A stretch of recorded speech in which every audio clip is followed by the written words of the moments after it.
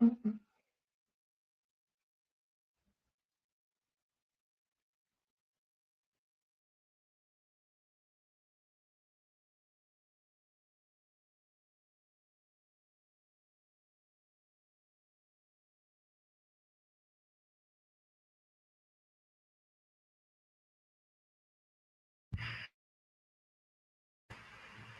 Okay. Hello. I hope y'all can hear me. Hello. Testing, testing. One, two, three. Okay. Hi. I'm gonna try my best to look here. But my computer screen is broken, and so what that means is my computer is here, but the screen I'm looking at is here. So we got a little bit of a disconnect going on there. But we're here. Um, I'm really grateful to do a live again. I feel like it's been a while since I've like really sat down and updated y'all. So um, hello and welcome. If you are here live, thank you so much for being here. If you are here watching the replay, thank you again also for being here. I'm so glad that you're here.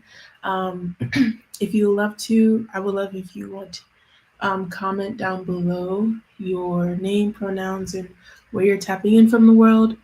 And while y'all do that, I'm going to do my intro. So, hello, my name is Ami. My pronouns are he, him. I am a world traveler and immigrant. I've lived in and traveled to 10 countries so far. Um, I'm a community cultivator, public speaker, facilitator, social media, something there, um, as well as a couple other gifts and things I have. Some of the identities I hold that contextualize my life, my content, and everything I do. I'm black, I'm fat, I'm queer, I'm trans, I'm COVID conscious, disabled, mad, and neuroexpansive. Those are all identities that, like I said, not only just contextualize my content, but my day to day life and my experiences. Um, so yeah, that's a little bit about me. I would love to hear about y'all. Something I wanted to start this live with, whether you're watching over the replay or live, one of my favorite games in the world is We're Not Really Strangers. And so I'm gonna pull a question and I'm gonna type it and put it in the thing. And if you're here, I would love if you would answer. I'm doing level two. Um, it's like my favorite level. This one popped out. It's not a tarot reading, but okay. Oh gosh. Okay. Should we do this one? Okay, I'm just tell y'all what it says. We're not gonna do this one, but it says wild card. Both players write an embarrassing fun fact about yourselves. Play a game of rock paper scissors. Loser must reveal. So we're not gonna do that because we're not here to play. We're not able to play rock paper scissors. But let me find another card. While I'm doing this, the purpose of this live is I wanted to check in with y'all, let you know, give you a little bit of update of like what's been happening in my life. So this live is gonna be broken up into three parts. Technically four. First is like the intro, like settling in. Also, right now, I would love to invite you to, if you want, if you're watching your replay, go pause this and go grab a snack, grab something to eat, grab a fidget. I have, oh, I have a fidget here I probably will use. I didn't have enough time before this started to get water, which I might pause this just so I can go do that. I'm about to sneeze. I need to take my allergy medicine. Okay. Ooh. Okay. Let me finish what I was saying. Also, just a thing, like I said earlier, I'm neuroexpansive. There's nothing about my mind or the way that I speak or the way that I think that is linear. So I'm, yeah, all over the place. um, So yeah, I invite you to do whatever you need to take care of yourself, go grab something. I think this live should be maybe about 40 to 50 minutes, maybe less, depending on what questions folks have and kind of what comes up. But I've already typed out kind of everything I'm going to share. But it's going to be breaking down into like what happened, like what has been happening in my life, like what has the last year, like the previous year been, because I wasn't really posting a lot last year. What's now, like what's going on now, and then what's next. So that's kind of going to be like the three parts. So yeah, if you need to pause right now, go get something, take care of yourself, please go do that. I'm going to pause at some point so I can go refill my water because water is important. I'm going to be talking. Um, but yeah, first I'm going to give us our question. So the question we have, here it is. So when you're asked how you are, I can't read backwards. When you're asked how are you? Again, when you're asked how are you, how often do you answer truthfully? And I'm going to answer this as well. For me, I think I answer truthfully maybe 80% of the time. And I think a part of that is like sometimes when I'm asked, I don't always feel like there's spaciousness enough for me to like really pause, like check in with myself and be like, how am I doing? Like, how am I feeling? Like, type of thing. I try to avoid the whole like, I'm good, how are you? Like, I try to avoid that unless I'm genuinely good, but I'll try to give some type of response.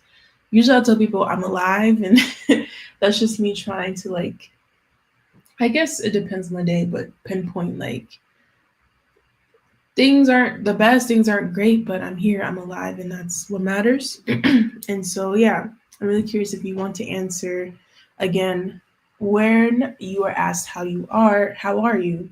How often do you answer truthfully? And I would love to reach out to answers.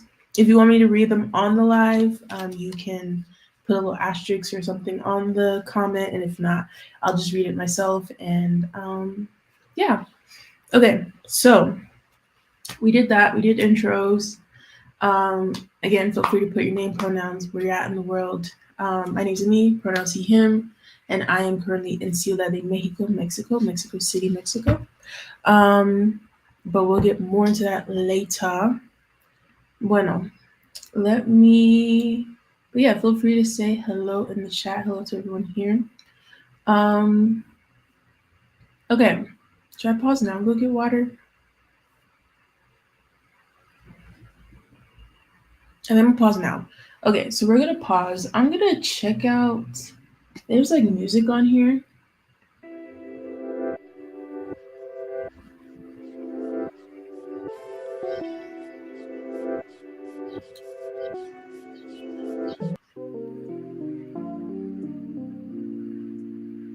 Okay, I'm gonna put a little music on. I'm gonna take 2 minutes just to go refill my water bottle, and I will be right back. I'll see y'all soon.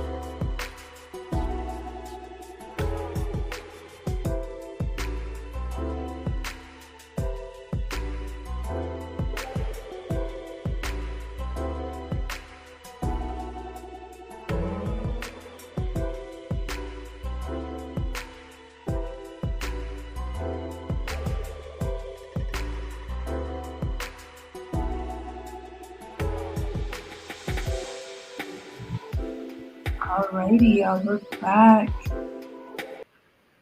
Also, I just want to take a second to acknowledge like there's a version of me when I first started doing YouTube, or just a version of me from like years ago that would have never taken a break. Would have been like, oh, I should have had everything together already. Like, I would have just thugged it out until the end of life. And I'm like, that is not the type of embodied life that I want to live or I'm trying to live. So let's not do that. I don't want to do that. Um, oh yeah, I'm gonna do a little thingy so that y'all have the question.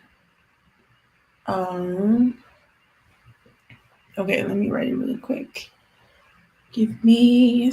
Oh, did I already put it away? I think I already put it away. Okay, I'll just repeat it one more time. Oh no, here it is. Okay. Um, connection question. When you, this is from our Not Really Strangers. When you're asked, how are you? How often do you answer truthfully? And that's our connection question for today. Okay.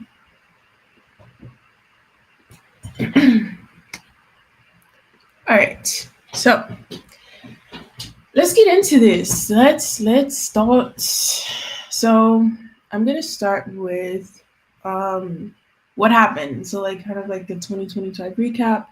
Then we're gonna go into what now, 2026 and today, and then what's next, what's to come for me and my journey and so on and so forth. So yeah. Um all right. Hope y'all can hear me all right. If anyone is in here, could you let me know if y'all can hear me well, if the sound is okay? I think we have a couple folks in here. But also know these numbers don't always be the best. But if you can hear me, can you just put a quick comment and let me know that you can hear me? And or if you can't, please let me know that as well, because that is important information for me to know before I start talking. Um,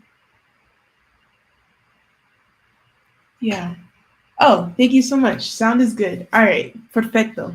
All right, so and welcome in, Chai. All right, so what happened? 2025. All right, so a little story time. I guess this whole thing is a story time. I'm gonna start with the beginning of 2025, but quite honestly, I think the last time I was live on YouTube was like back in 2024. In 2024, I was living in Oaxaca. I also went to Japan.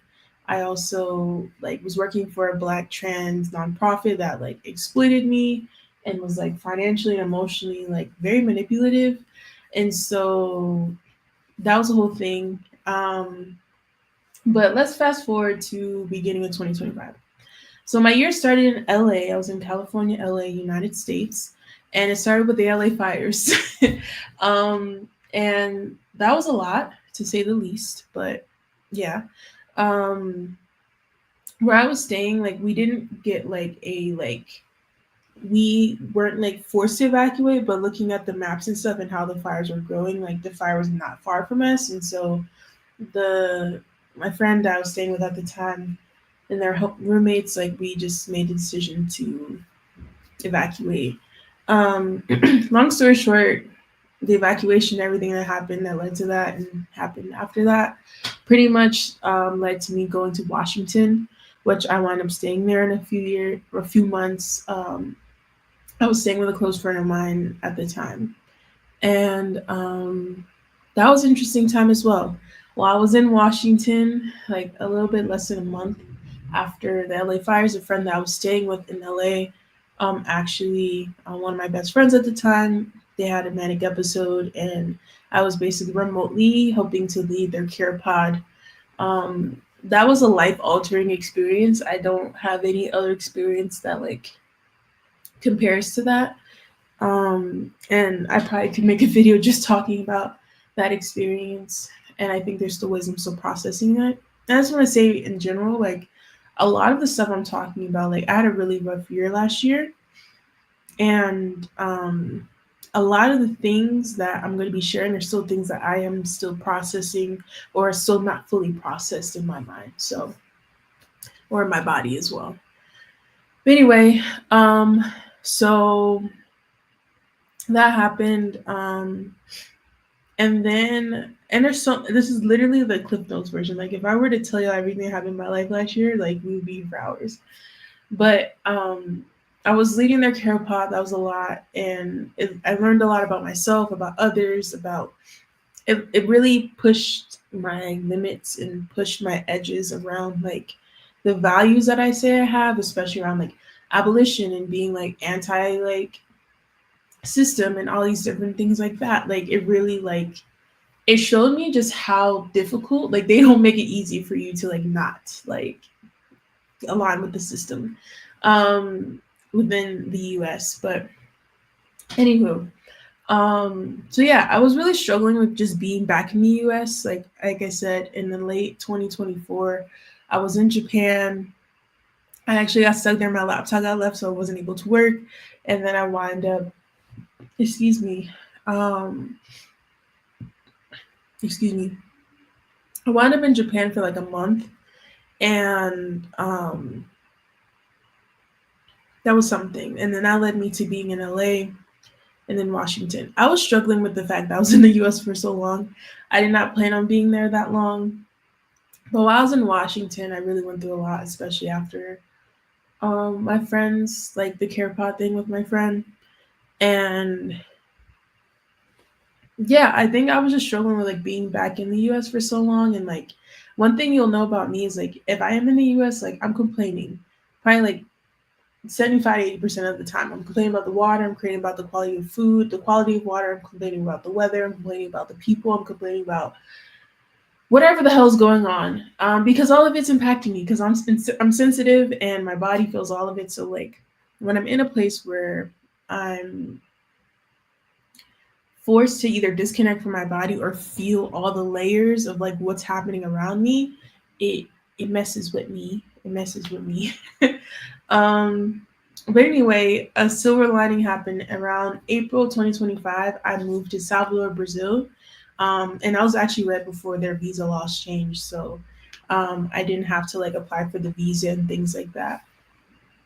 Um, and I wound up living in Brazil for about how was it? I lived in Brazil for 6 months, and I'll go into actually why that was the case as well.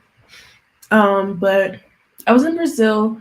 It was a little rocky at first, but I was really grateful. I actually wound up in Salvador, Bahia, Brazil, which is, I guess, this title of like the blackest city outside of the continent of the outside of the continent. And when I say the continent, I mean Africa. Um, I think it's like due because of population. There's some reason, but it is a very black city. Bahia, Salvador is like a really beautiful place. I really enjoyed living there.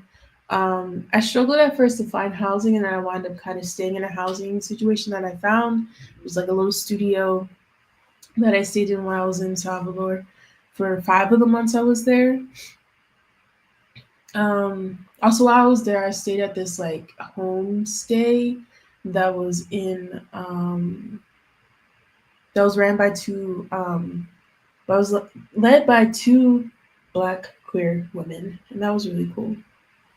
Um, but anyway, while I was in Brazil, I struggled a lot to find community, and I struggled to get outside and go do things. And I think also, and I realize now is like part of the reason why is because I was like still healing and processing from a lot of turmoil from earlier that year. Like my life had become so chaotic from everything that was going on that like that was one of the first times in a while that like I was by myself. I was living by myself, but also like I had the time and space to start to process things.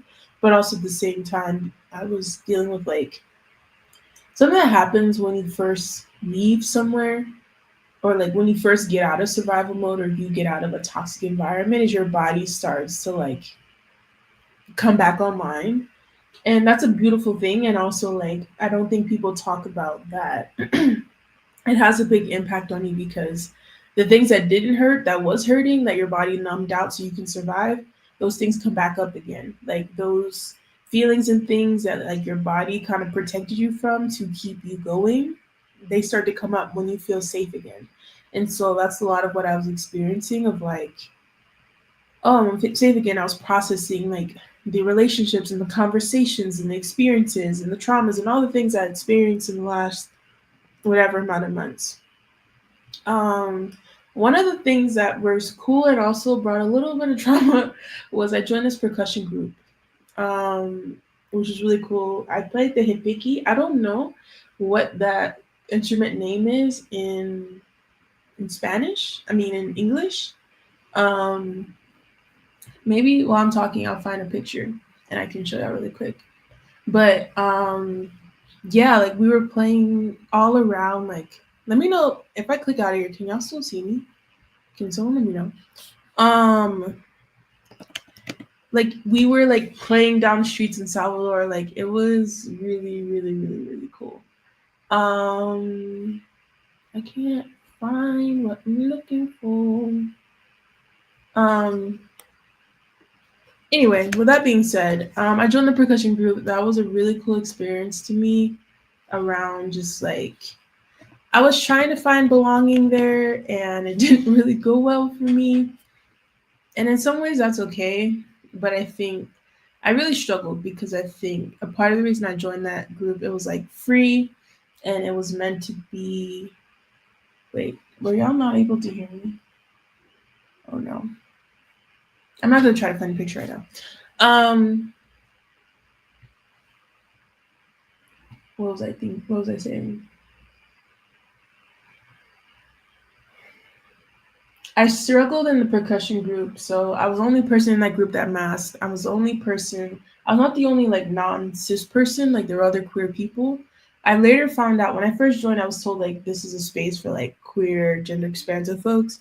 I later found out it was specifically for like Black women or Black femme presenting people. But there are people in this group that are non-binary. There are people. I think I was the only trans masculine person, but there were masculine presenting people in the group. Um, and I struggled. I was the only person that was masking. I was not the only person that spoke English, but I think one of the things that like I learned or struggled with that someone told me they were like I wasn't speaking English to people. I was mostly speaking Spanish, and so I noticed that like the level of belonging that I was hoping to find in that group I didn't get, and that was really like struggle. I struggled with that a lot because someone told me that sometimes people or they something that they saw or noticed was that people would avoid me because like even though I wasn't speaking in Spanish, they felt like they needed to speak English and they felt like they were feeling insecure about like speaking to me, even though like I'm like look, like we can struggle through this together. Like I just care about the connection. I just care about like let's just be present together, you know? Anyway, um that and like also like when we started wearing uniforms and stuff, there's just something I wasn't willing to wear. But I did learn a lot in that space, both about Brazil and like the like some of the culture there. I learned about a lot of some music theory. I also just like learned like I think gained a new level of confidence of like the first time we went out to like play in like the streets, like I was like front row and like people were like had their cameras out and so I was like, oh shit, okay, like we're out here. Um and it was really powerful to be out there with a group of people um that were just like we were just all bonded by this one thing of like playing these instruments and like we were very much it's supposed to be like a 10-week learning thing. It was completely free, which I was really grateful for. And it was really dope. uh, I'm starting to feel the fact that I didn't take my allergy medicine. um so yeah, that was my one thing a week that I would go do. It was like 2-3 hours a week and it was really nice. um and then yeah, like I said earlier, like I found myself really struggling to get out and go do stuff. And then the one time I'd go out and do something, not the one time, but one of the times I'd go out and do something, and I realized now, like, I was coming from this place of like, at that time, I was really feeling really isolated. I was experiencing changes in my relationships and stuff like that.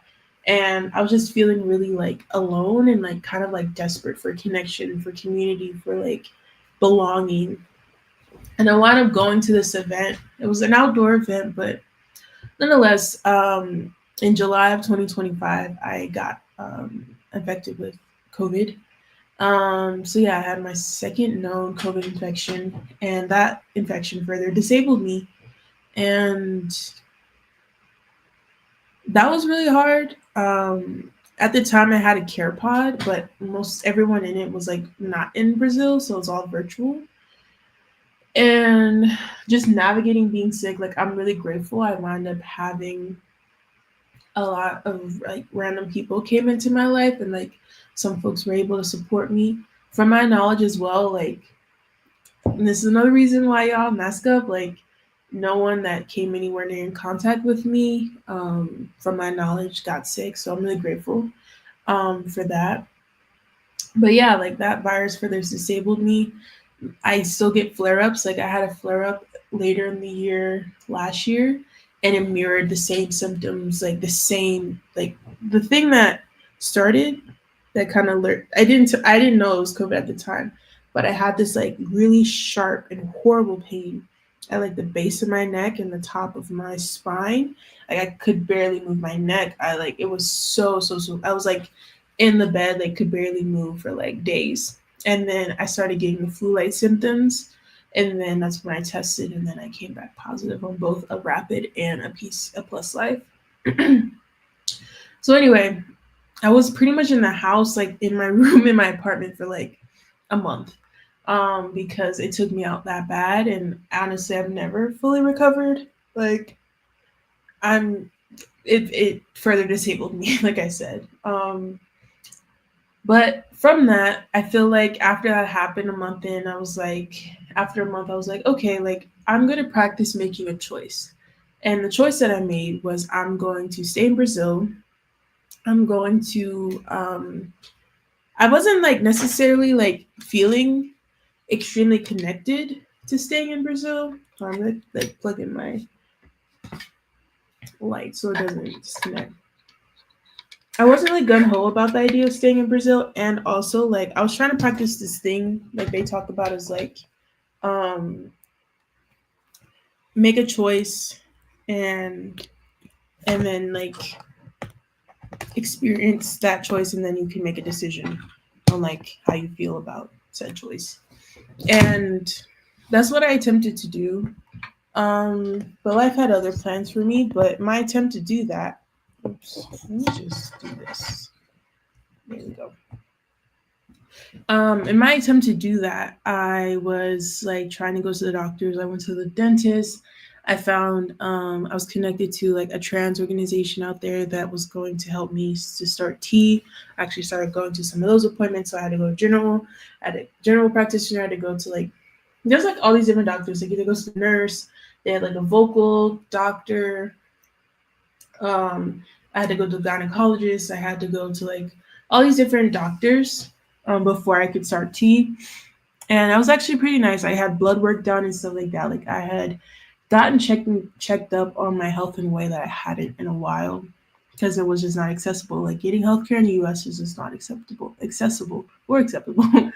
But yeah, I started the process to start T, and I was going to the doctor. I went to the dentist. I like started also getting massages done because I was experiencing a lot of like just overall body pain after my COVID infection. That just like nothing would like go away, and massages were helping. I started going to the podiatrist, which was really helpful. Anyway, I was like in the groups. I was in the process of getting residency. I was going to start Portuguese classes. Eu não falo muito de Português, pero eu quero. I wanted to. I wanted to learn Portuguese. I was going to take it at a university there.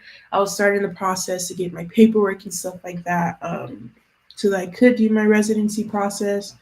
And life had another plan for me. Um,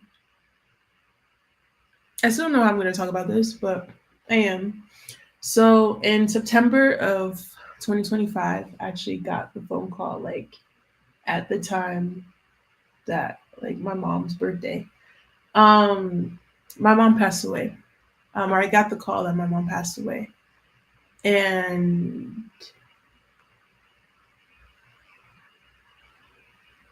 there's nothing. I don't think the only thing I can maybe relate to that is maybe if I one day have a child and for whatever reason like I would have to navigate the loss of my child, or I don't know. But like I say what I would say is like there's no grief or like impact or experience or like loss that I've ever experienced that could ever compare to that. Um it was very sudden. No one knew. She went into the hospital the day before. And then in the process the next day she was looking better, and then in the process of um hello. Oh, thank you so much, Chai. I appreciate that. In the process of her the next day she was supposed to get scans done, and she passed. And yeah, that is I think probably will be the hardest moment of my life. I don't think anything will ever compare to that. I hope not. Because yeah, so September, October, November, December, January. It's only 4 months. Um, time hasn't felt real since then. Um, and for context, I let me turn off this welcome banner because it's kind of distracting me. Um, and for context, like I was no contact with my mom for a few years before she passed, and that also added a layer of complexity to it. Um, it wasn't because I was trans. It wasn't because like it was.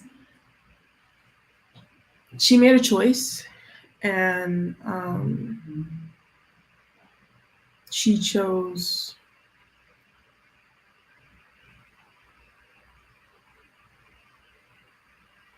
She chose her husband over me, and that combined with the level of violence and BS that I had dealt with in that home, and also in trying to repair our relationship or figure out what a healthy relationship looked like with us. There was a blow up, and she made a choice, and she said, "This isn't working." I said, "What's not working?" She said, "You being here." And within a few days, I left. And besides going back to spend time with my sister and my grandma a couple times, that was the last time I saw her. Um, and that's really hard. And I think the one thing I do want to talk about, obviously, at some point I'll talk about this more at length, but it's still very, very, very, very, very, very, very, very fresh. Like the grief is still in my body. And never will leave, obviously. But something that her passing taught me is that, or something I had to learn, or something that I had to further learn, was how to hold multiple truths at once.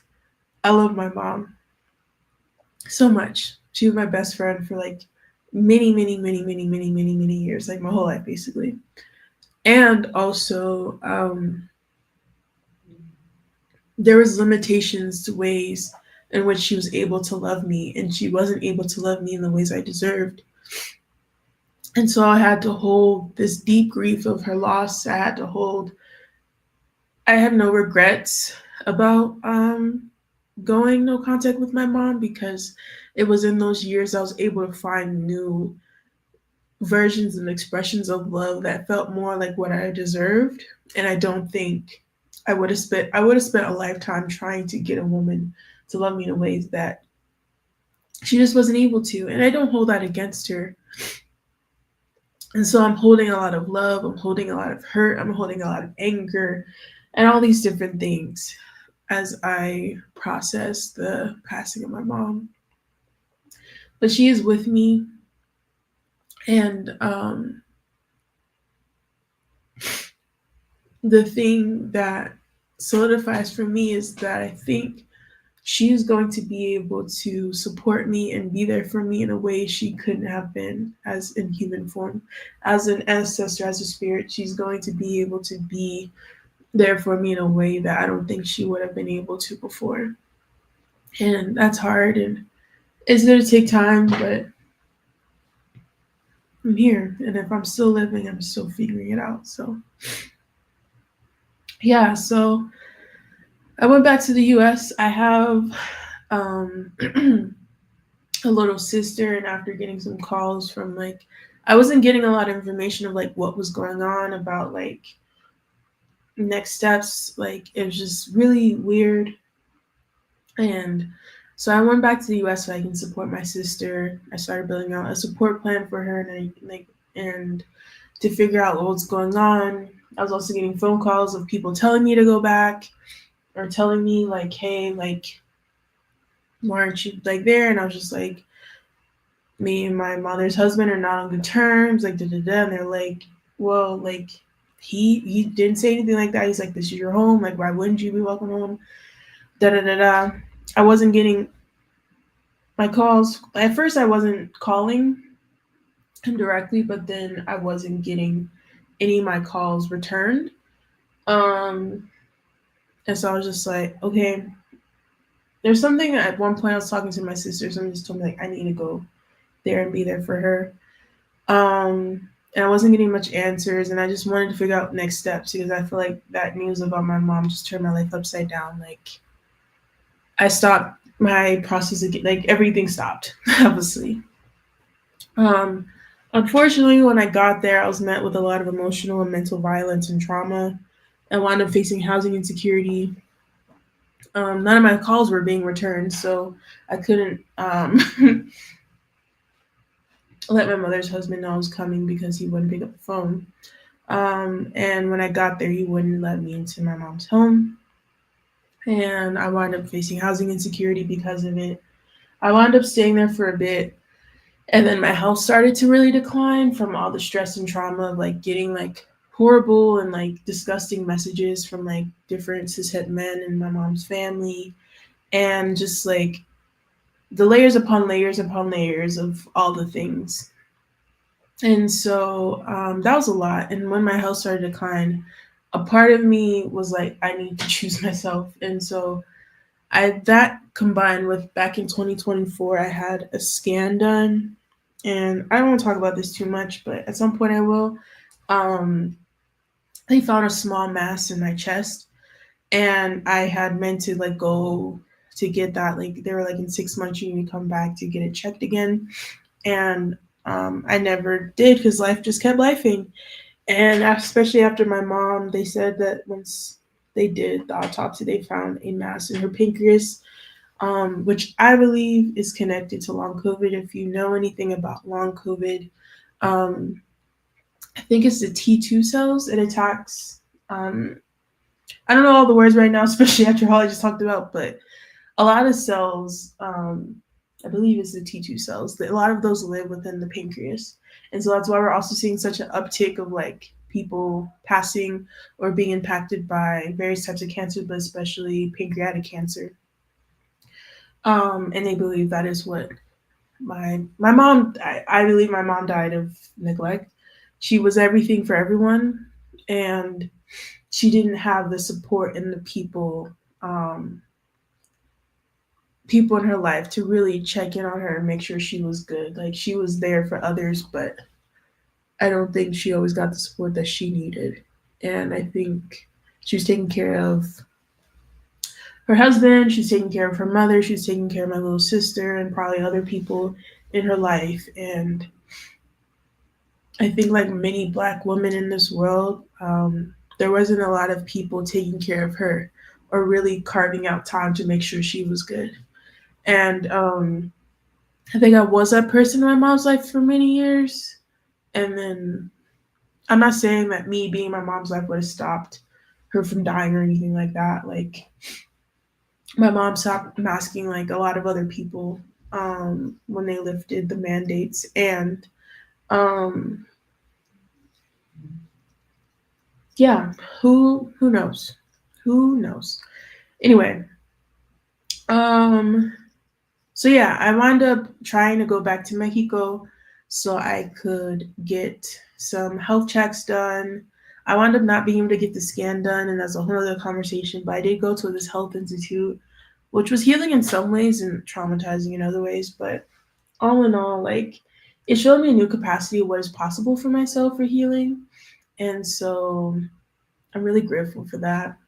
Um, I went back to the States and then I was staying in North Carolina. A person who I'm in community with had extra room in their home and they knew just what I was going through. Someone that was in my care pod at the time, they opened up their home to me.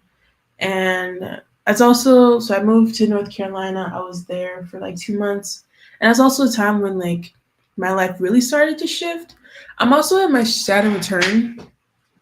And so if you know what that means or you know what that is, then you kind of have an idea of like, just think of it as like the time in your life where like everything is like,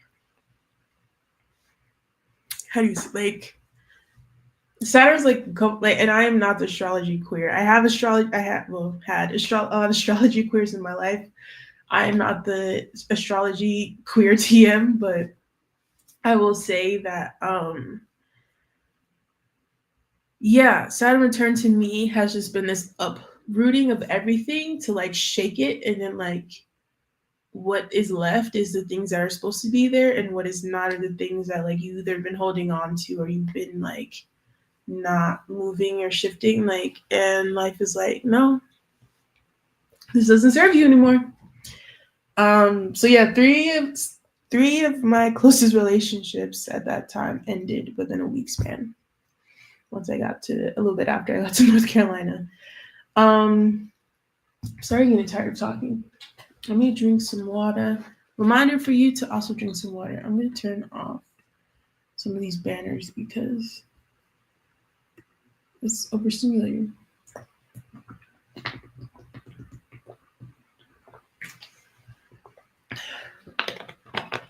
Please drink some water if you have access to it. um, okay, so what's next? North Carolina.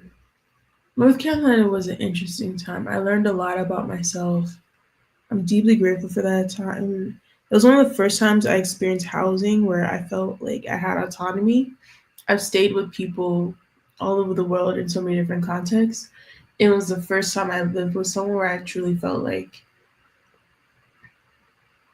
I felt welcomed, I felt wanted there, but also I felt like I had autonomy, which I don't think a lot of, which is something I don't think a lot of people are able to cultivate, which that is only, I don't know if that person want me to talk about in my name, so I'm not going to mention in my name, but I'm really grateful for that time.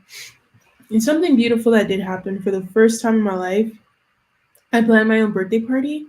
It wasn't like a party, but basically it was like it was a birthday gathering.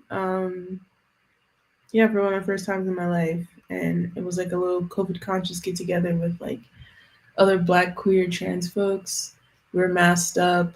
When we ate outside, and it was nice. We played games. We played We're Not Really Strangers. We played poker. I learned how to play poker that night. We played We're Not Really Strangers, the Triple X version, which was really fun as well. So yeah, I'm really grateful. So that was my 2025 recap. If you have any questions, drop them in the chat. I would love to hear them. If you have any thoughts, if you're watching the replay, um, I'm curious to know what is one thing that you learned in 2025 or something that has stuck with you since 2025 has ended. My lips are chapped, and that is a sensory nightmare for me. So I'm going to take a quick second to go grab a chap aid, literally less than a minute, and I will be right back. Ooh, your favorite country and least favorite and why? I'm going to answer this in just 1 minute. I'll be right back. Okay, give me 2 seconds, y'all. I'll put on some music too. Um,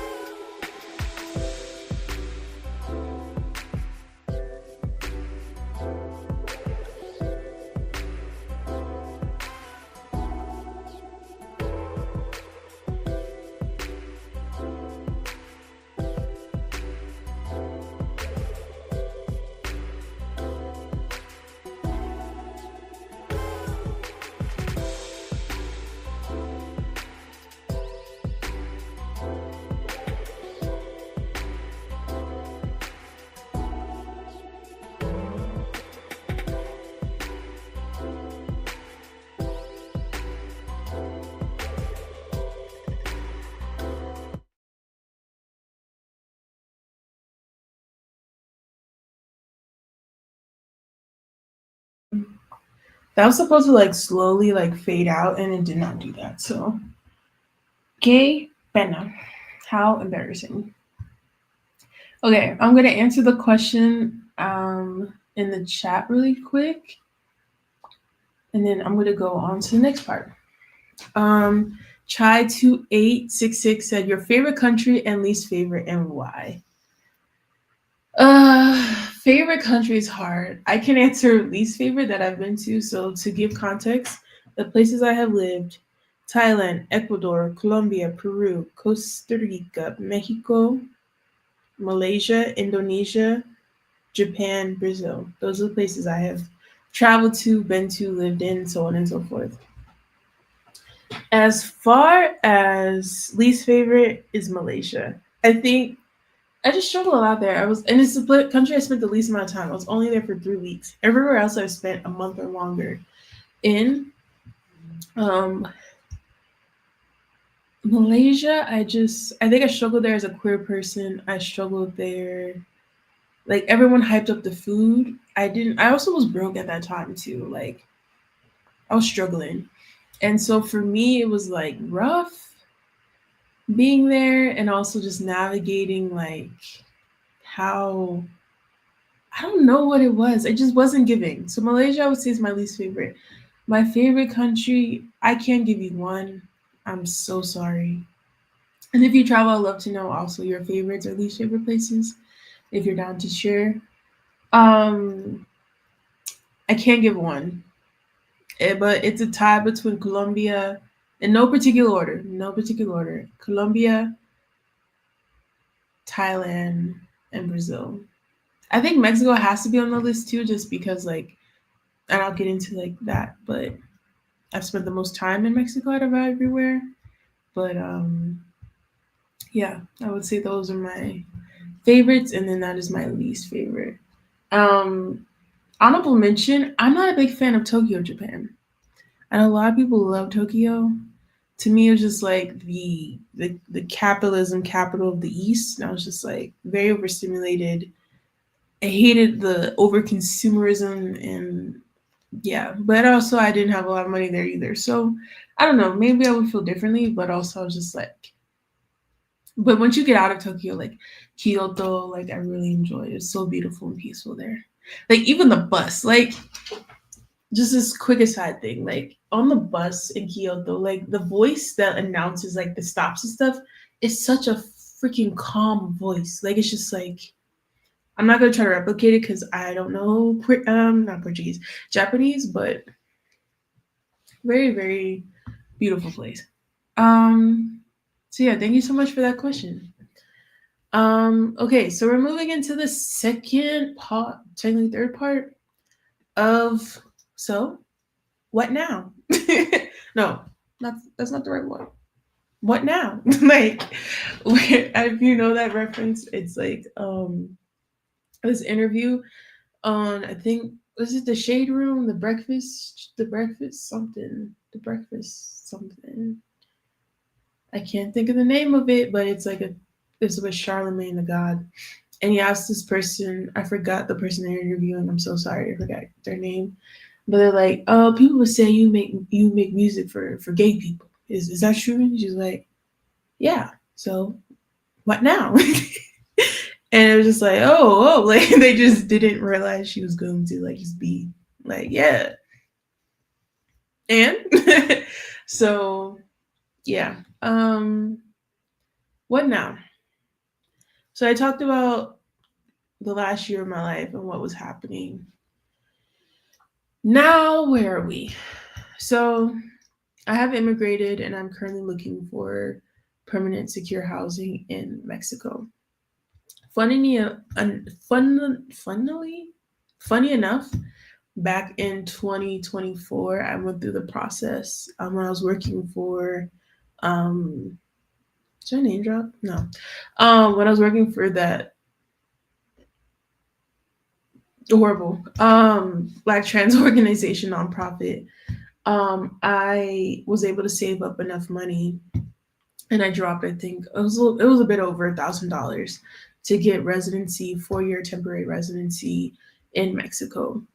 And I'm really grateful for that. At the time, it didn't make sense completely because like it didn't feel right for me to just stay in Mexico. Like I still wanted to travel, I still wanted to leave. So, but knowing what I know now, it makes sense. It just makes sense for me to be in Mexico.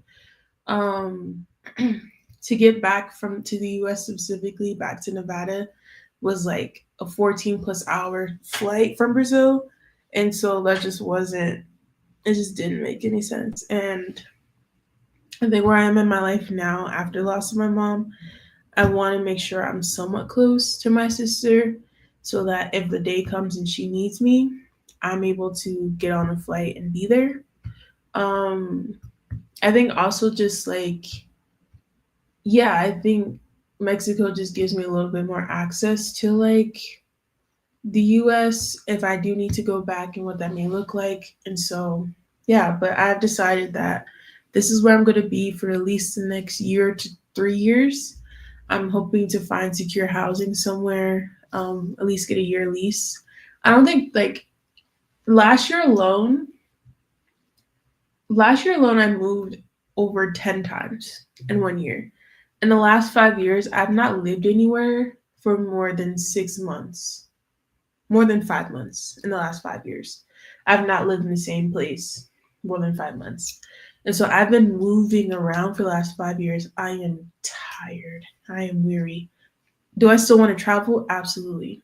But my body, my mind, my soul, my spirit, everything craves to have like some type of like base or somewhere like no matter where I go in the world, like I have a place to go back. That was something I struggled with a lot in Japan that kept coming up is like I just kept coming up like I want to have a home. I want to have the place that like, no matter where I go in the world, no matter what happens, I have a place where I can go back to. I have a place where I can put my stuff. That's another thing. These 5 years, like everything I've had on my back in my suitcase, like carrying it on my body. So it's like, it's a lot.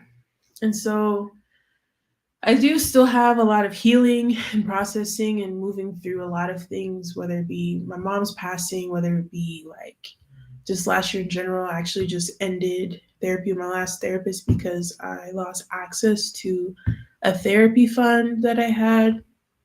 It just ran out. I didn't lose that, it just ran out. And so I'm looking for more support spaces and things like what support looks like at this time. I really got some really beautiful reflection from my therapist too. Um, do I want to share that right now? Am I sharing that right now? I think I am. Um, and yeah, I feel like there's so much left to do. And also, I feel hopeful. I feel more hopeful than I think I have in a while, and that feels weird. One of the reflections that my therapist gave me in like the closing of like our container of therapy was like, um,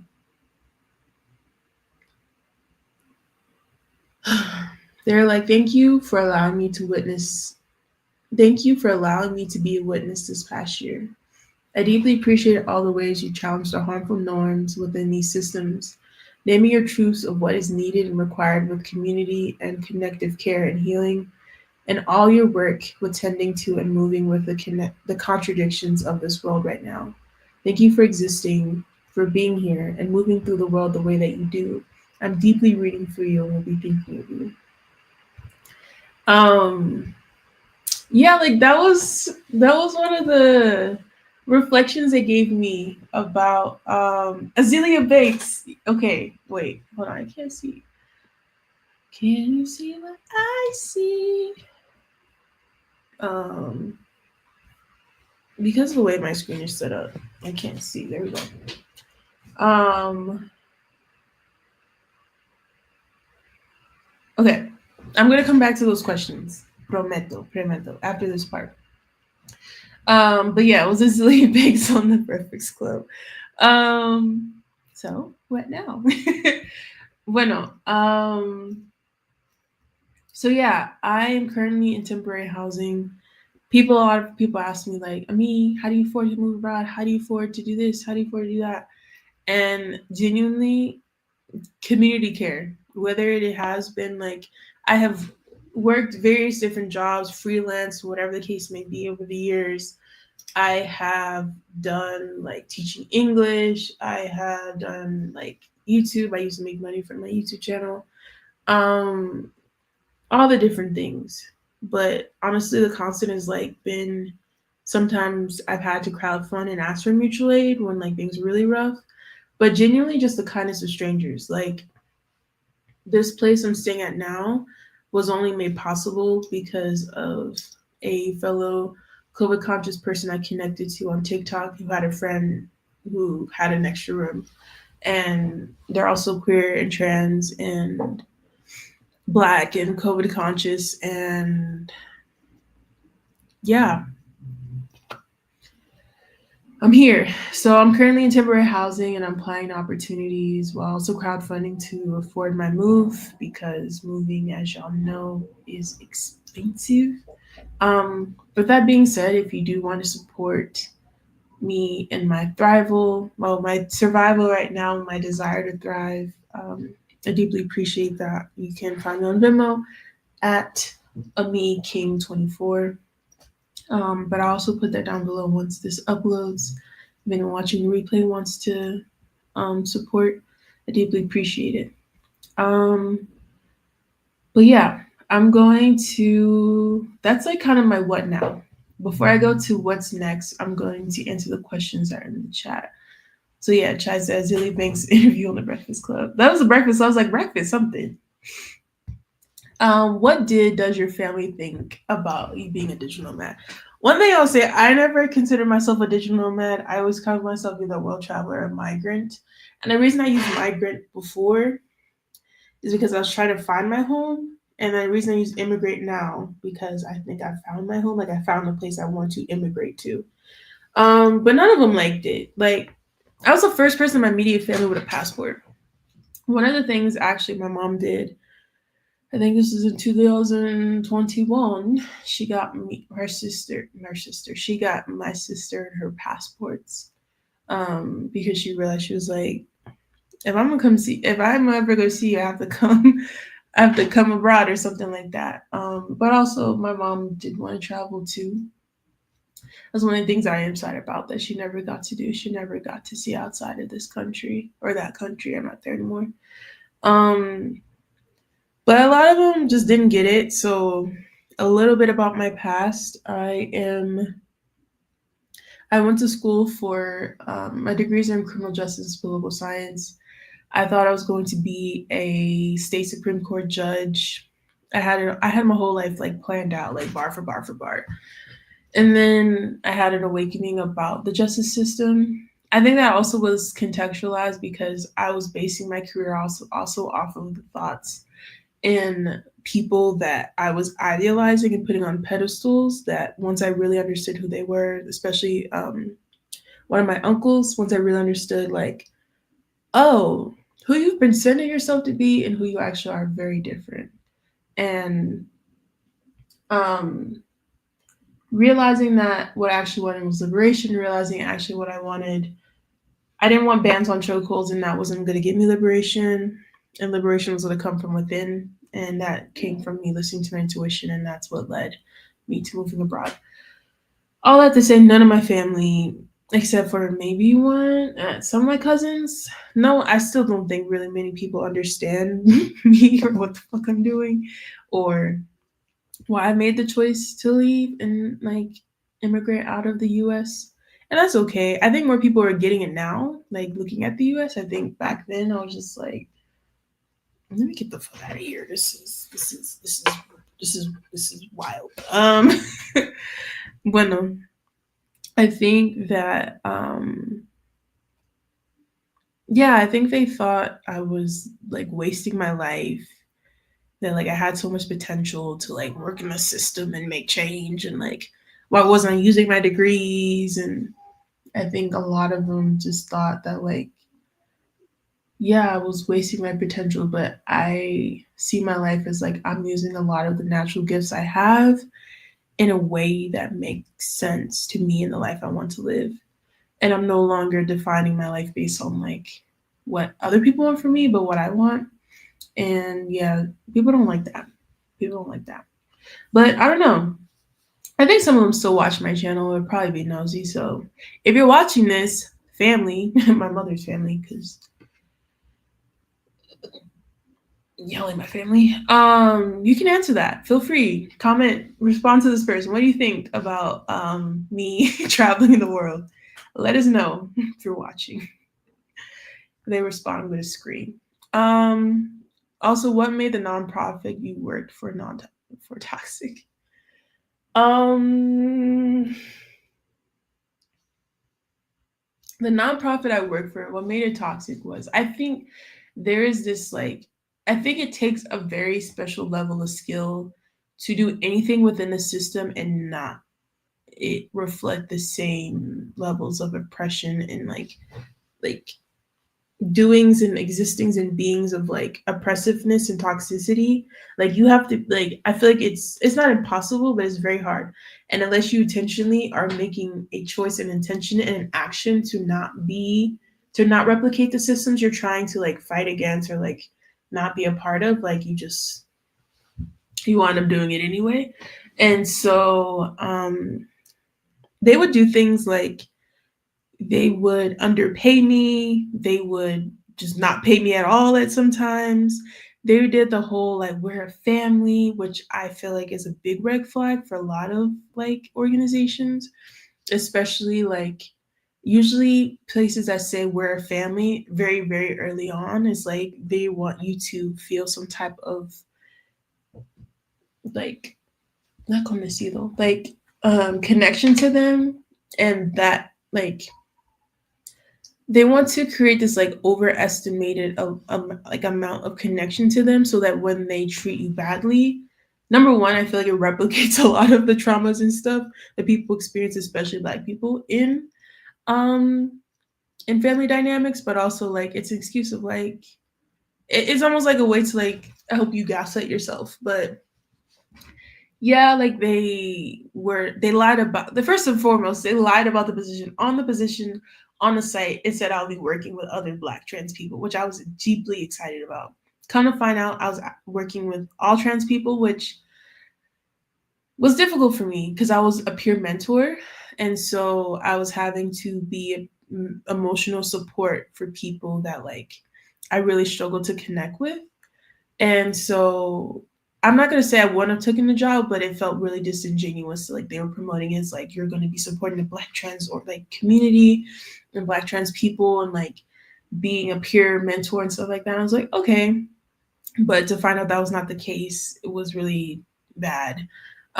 They changed the scope of the job so many times. Like I said, like the founder and then the HR person of the organization were married.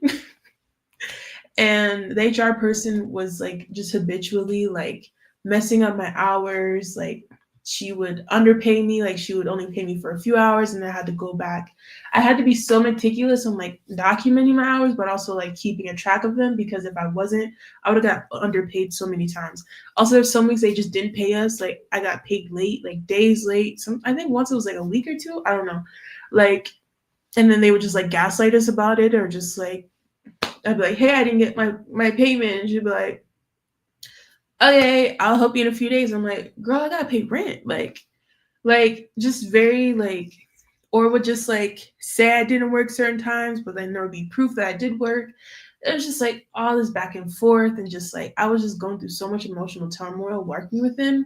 It was not worth it. And that's why also now, as I'm looking for a part-time position again, which if you know anything, let me know.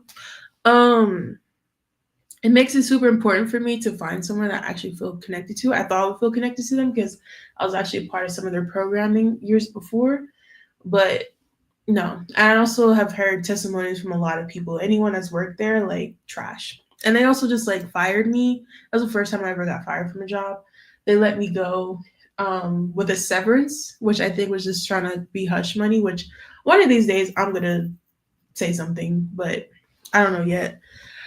So yeah, those are some of the things that make them toxic. They also they would just outwardly lie about things as well. They would like do things and then just like disappear. Like it was just like all these different things. So I don't know if you've ever worked in a nonprofit. If you haven't, I do believe there are nonprofits out there that are not like that. And also, los peritos están not okay right now. The dogs are not okay right now. Um. So yeah, it was pretty bad. I worked from them from like December to, was it July? Like 6 or 7 months? Like no, 8 months, 7 8 months. It was bad. Like I was losing my light. Like I had money and I was grateful for like the first time in a while I hadn't been working, but it took so much out of me. So like that's why now I'm like I actually need to find something that actually like feels affirming and is like gives me life and not just like yeah. But yeah, it was very terrible. If I talk to anyone and anyone ever tells me about wanting to apply there, I'm like, let me talk to you. Hey, let me talk to you. Don't do it. Yeah. Bueno. Okay, I talked about what's going on now. Let's talk about what's next. Let's talk about the future. Let's get a little bit of hope. What's next? Um, Gaze proxima. I don't know. That's the right way to say that. What's next? So I will not be. Oh, that just disappeared. Oh, I have to do a little switcheroo. Uh, okay, no. Uh, okay. What's next? So I will not officially be coming back to the internet until March of this year, which that's next month.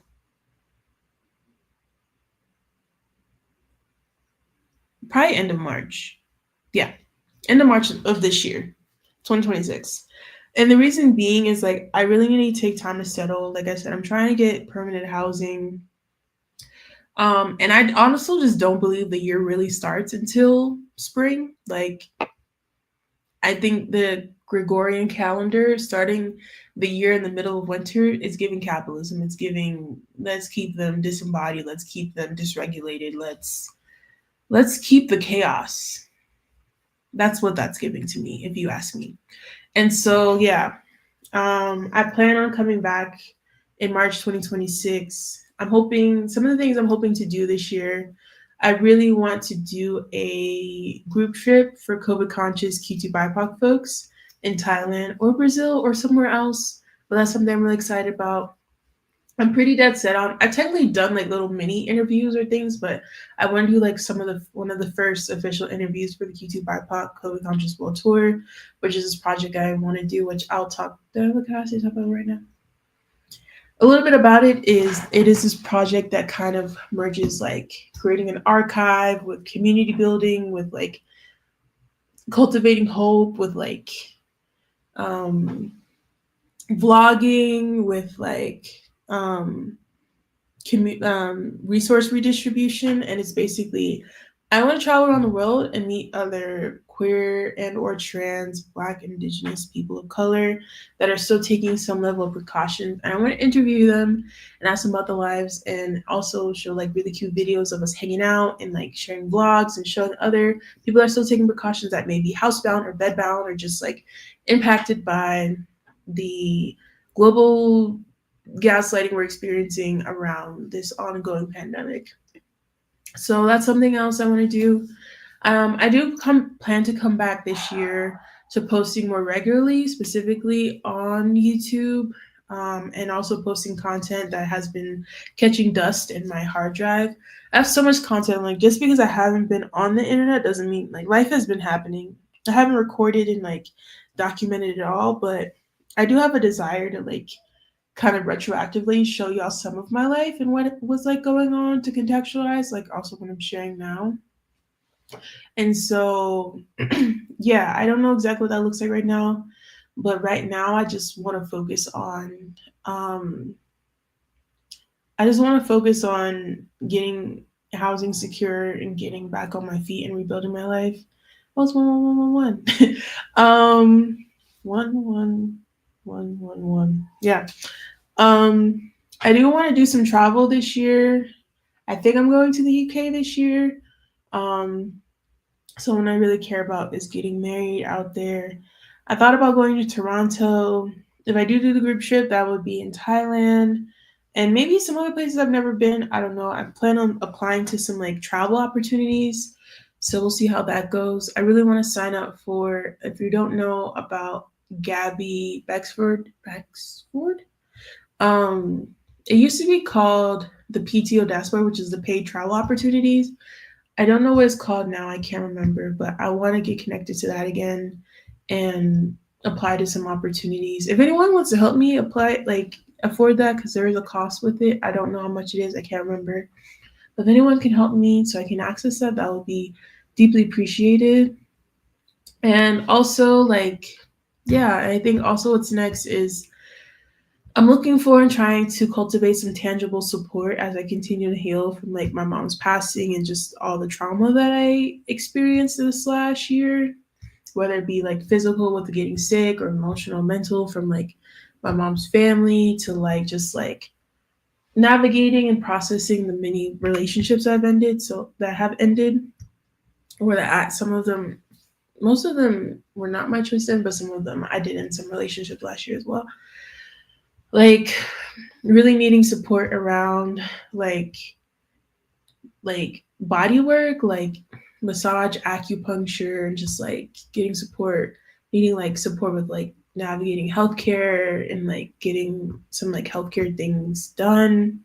Um, as well as like life admin support, so like body doubling, but also trying to get some like emotional support as well to supplement or to like replace therapy. Um, and I'm also really trying to, what I'm focusing, I think, most on this year is like, I have like this whole like life plan that I wrote out. And is this it? I put on here that um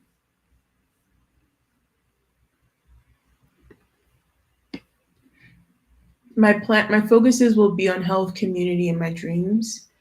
And so, like, when I say health, like getting checkouts, getting some more holistic care, I want to start my medical transition this year and just like really returning back to my body and myself and like really taking care of my body as much as I can. I don't know of what of my disabilities or chronic pains or chronic illnesses are like reversible or whatever the case may be. But I would like to feel stronger. I would like to feel healthier. I would like to feel more embodied, more connected to my body. I'm going to be focusing on community this year, practicing community. Like, I really want to focus on like in-person connections and like really practicing what does community mean, what does it look like, especially as an immigrant, and also cultivating more relationships in my life that I feel like reflect what I want and how I want to connect to people, especially like in context with being a relationship anarchist and all that good stuff. And I feel like my dreams, like I noted about the group trip, the Q2 BIPOC COVID Conscious World Tour, doing more video content, writing more, I have a Substack, which I don't know if I'm ready to share that publicly. I probably am ready, but am I ready? That's a real question. I also want to get more into kink and just like like sexual expression as well, and also sharing content about that. Not on this page, but I got to figure out where that will look, where that's gonna live, as well as there's something else. I had another goal, 2026 goals. I also want to like do more like, so yeah, I want to grow my platforms and like my Instagram, my YouTube. I also like want to do a TED Talk at some point. Travel more, like I said. I want to like explore more sexually, like go to play parties or just like, I feel like that's a part of my life I've just like always put on the back burner that I want to center a little bit more this year, if not next year. But I think my biggest goal right now is to find and secure some like permanent, secure, safe, affirming housing. Like I want to lease or I want to live somewhere where I don't have to worry about like whether or not I will live there. Like secure housing, secure housing, secure housing, secure housing, secure housing. A home at this point. If I could buy a home, I don't know how I feel about buying home or like buying property in another country. And also like, but I always said that if I did buy property somewhere, I would want to talk to the people whose land it is, talk to the indigenous people of that land, and best understand how I can be in right relationship and living on that land. If someone gave me some property or gave me some land, um, I would at least cultivate some of it to be a place where Black, queer, trans, gender expansive folks can come to heal and come to like. I feel like the biggest thing with moving abroad or becoming an immigrant is like a lot of folks, especially Black trans folks, don't have a safety net. And so to me, I would love to create something or bring something into this world that could create some type of safety net for folks. So that's like if you are taking a leap, you have some level of like there's someone or something or some peoples or some whatever there to catch you. And that feels really important to me. I don't know if that's something I can do this year or something I can start building out, but I would love that to be part of my legacy or something I leave in this world.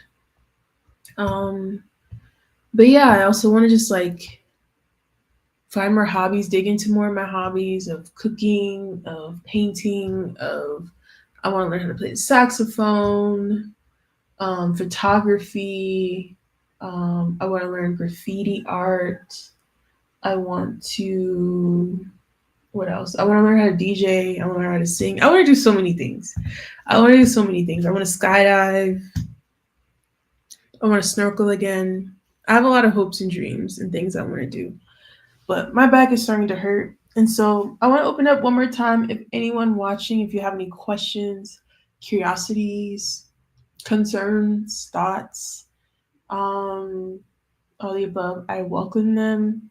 I'll probably be on for the next few minutes and then we'll hop off. But I think, Chai, I think you've been with me for this whole time. Thank you so much for being here. Thank you, everyone that has been here, has heard my story. Um, it's far from over. It's far from over. And I say that as someone that has navigated, like, not gonna say that right now on the internet, but I say it as someone that has a very expansive relationship to my own mortality and mortality in general. Um, so yeah, I'm really grateful. What else was I going to say? Yeah. Ooh, I like this question. Chai in the chat with a question. La pregunta es, what is the biggest lesson you've learned throughout this journey? The first thing that came to mind is how to hold multiple truths at once. And the example I'll give of this is like when I first moved abroad or even in the middle of my like journey abroad, I was like, okay, like I'm black and queer and trans and like I'm very like multi-marginalized within the context of the US. Like but also when I move abroad, like when I'm abroad, like I'm American or African American, like I have this passport and I speak English, and like, am I privileged or am I marginalized? Am I this or am I that? And I struggled so much for so long with ors. Am I this or this or this, like binaries and all this stuff. And I think the biggest lesson or the thing that has helped me the most, and I'm still learning and expanding in and trying with and failing at and still trying again, is to hold multiple truths. Multiple things can exist at once. And I think that's something that capitalism and white supremacy try to teach us. It's not the case. But like, I think the only way to survive in this world embodied is to remember that multiple truths, multiple things do have to exist at the same time. And so I think that lesson of it's not this or that, it's both. And sometimes it's two other things as well. It's like learning to hold all those things at once and look at them and not try to take one out because one contradicts the other. And that also reminds me of or a friend I used to have that had the manic episode because they very much tried to they embodied contradiction a lot. Um, so yeah, the lesson of like there's no or in this life or this world. It's 9 times out of 10, it's both and usually like a few other things attached to it. So, and that's also a lesson I'm still learning. So yeah. Thank you so much for your questions. Thank you so much for the intentionality and the thought you've put into your questions. And thank you for being here. To anyone and everyone that's watching this, whether it's in the future or right now, thank you so much for being here. Thank you for the space to be real, to be me, and to be human. I'm deeply grateful for the ways in which that I've been granted the gift to be honest about my life and my journey on the internet and share it with folks, even though it has been complicated and hard at times too. Um, I don't take it for granted, the people that have gone on this journey with me or will find me in the future. So thank you. Yeah. Are we complete? I think we're complete. I have a headache now. I've been talking for an hour and 20 minutes, so that makes sense. One last reminder to drink some water if you have some. If you have it, salud.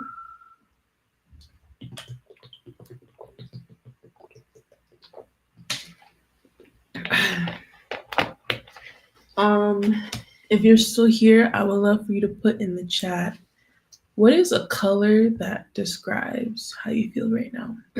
Or a word, a color, a word, or a texture that describes how you feel right now. Let me know. For me, I'm feeling a mixture of blue, purple, red, and yellow. And the texture is very soft. Like I used to have this rug, this pink rug when I was a kid. It was like one of those like fluffy rugs. I don't know how to describe it. And there's nothing near me with that texture. Oh, maybe that, but I don't want to move that. This is not my office. Yeah, but that texture. Chai said, "Great, cause I'm tired." Me too. Me too. Great. Chai, are you black? I don't mean to ask that so pointedly, but also I'm autistic. I don't know any other way to ask things. I mean, I do. I've learned other ways, but I'm tired too. I read that in a very like great because I'm tired. Truth is, I'm tired. All right. How about we both get off of here and go get some rest? Thank you so much for rocking with me this whole time. Okay, cool. Thank you so much for being here. I'm grateful for you. I'm grateful for everyone watching this in the future. And on that note, I'm gonna hop off. Okay. Thank y'all so much. I love y'all. Again, thank you for the space to be real, to be me, to be human. I'm also going to be working on a new trailer for the channel. I'm really excited about that. My old one, I'm pretty sure, used to say expat. I'm not an expat. I'm not. I'm an immigrant. Bueno, thank y'all so much, and I will see you on the future. Look out for me end of March. And Ami's adventures, the adventures will continue. I love y'all. Peace and good night. See you, Chai.